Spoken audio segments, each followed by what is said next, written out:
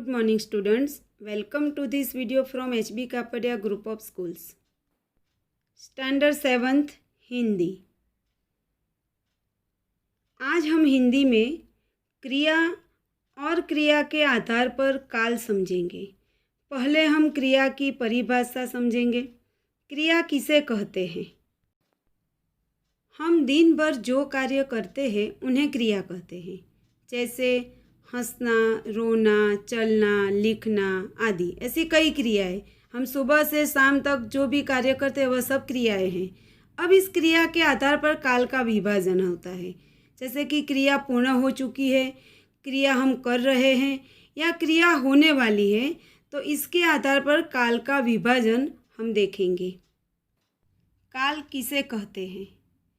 काल क्रिया के उस रूप को कहते हैं जिससे उस कार्य व्यापार का समय और उसकी अवस्था का बोध होता हो।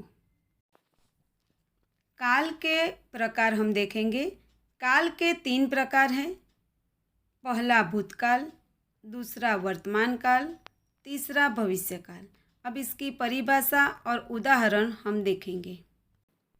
पहला भूतकाल, उसकी परिभाषा कि भूतकाल किसे कहते हैं? काम जो हो चुका है, यानी जो भी क्रिया समाप्त हो चुकी है उसे हम भूतकाल कहते हैं। कुछ समय पहले काम खत्म हुआ है, वह काम भूतकाल में हुआ है। अर्थात जो क्रिया पूर्ण हो चुकी है उसे हम भूतकाल कहेंगे। अब भूतकाल के उदाहरण देखेंगे। भूतकाल के उदाहरण: पहला, राजू ने खत लिखा। दूसरा, गीता 9 बजे बाजार गई।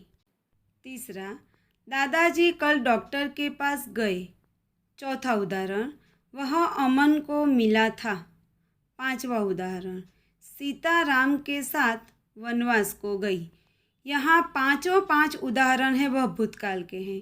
सभी उदाहरण में जो क्रिया है वह पूर्ण हो चुकी है, इसलिए हम इसे भूतकाल कहेंगे। दूसरा प्रकार है वर्तमान काल। यहाँ काम उसी समय होता है या हो रहा है, इसे वर्तमान काल कहते हैं।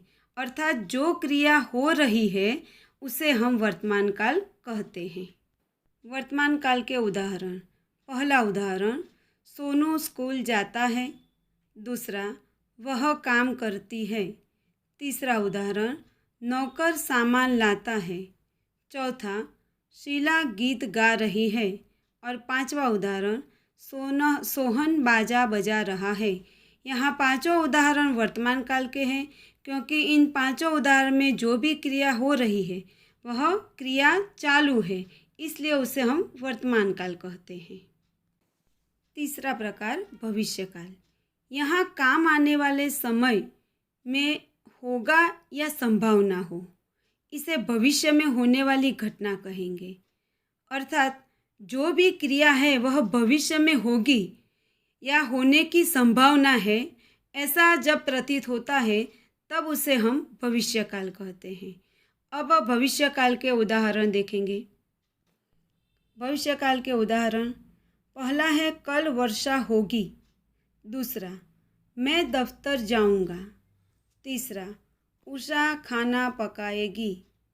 चौथा, वह कहाँ जाएगा। पांचवा, साहिल शाम को घूमने जाएगा। ये पांचों उदाहरण भविष्यकाल के हैं। यहाँ पर जो भी क्रिया है वह होने वाली है या होने की संभावना है, ऐसा प्रतीत होता है।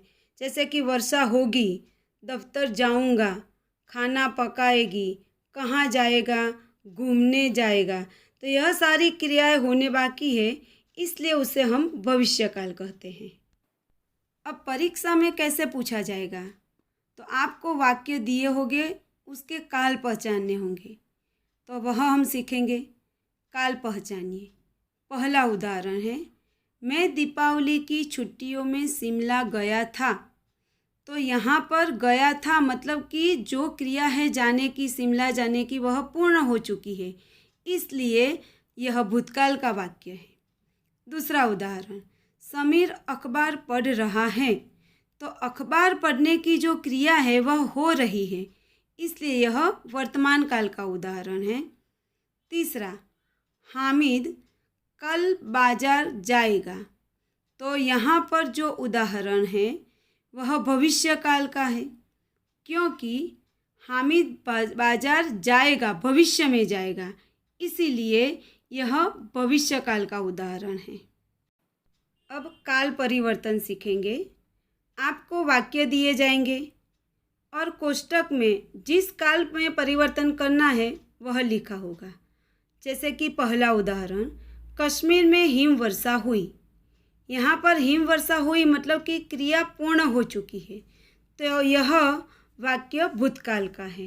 कोष्टक में दिया गया है भविष्यकाल, तो इसका भविष्यकाल में परिवर्तन करना है। कश्मीर में हिमवर्षा होगी मतलब कि भविष्य में होगी।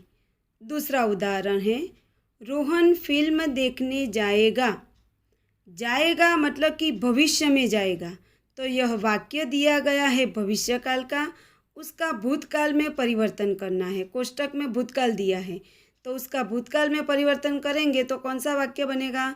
रोहन फिल्म देखने गया था। भूतकाल यानी कि क्रिया पूर्ण हो चुकी है, तो यहाँ देखने गया था यानी फिल्म देखने की जो क्रिया है वह पूर्ण हो चुकी है। अब तीसरा उदाहरण है, मैंने हिंदी में कहानी लिखी थी।